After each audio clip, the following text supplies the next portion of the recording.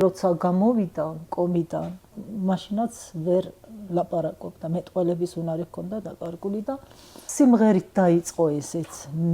ლაპარაკი კი არა, ვერ ლაპარაკობდა, მაგრამ რო უმღეროდი, მყვებოდა სიმღერას.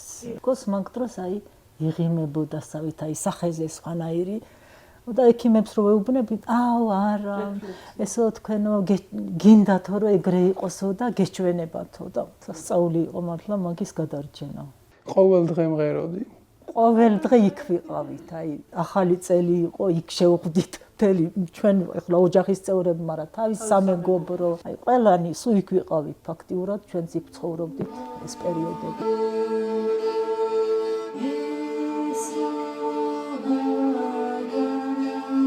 მიწიერ სამყაროში ცოტა მოմაშური ან პატიმოყოლება მსგავსი გრძნობები მან არ იყო. იმდენად ბედნიერებას უფევდა, არ ვიცი რაღაცა აუხსნელი, რაც აქ არ არის სამწუხაროდ. და სიმღერის მომენტში, იმ ბედნიერების მომენტს პოულობდი ხოლმე, იქ რასაც გრძნობდი და ამიტომ მანიჭებდა თუნდაც ის სიმღერის პროცესი მაგ მომენტში ბედნიერებას. ანუ მაგიტო ქონდა ძალა ვფიქრობ იმ სიმღერას, რომ ამ სამყაროში დავებრუნებინე.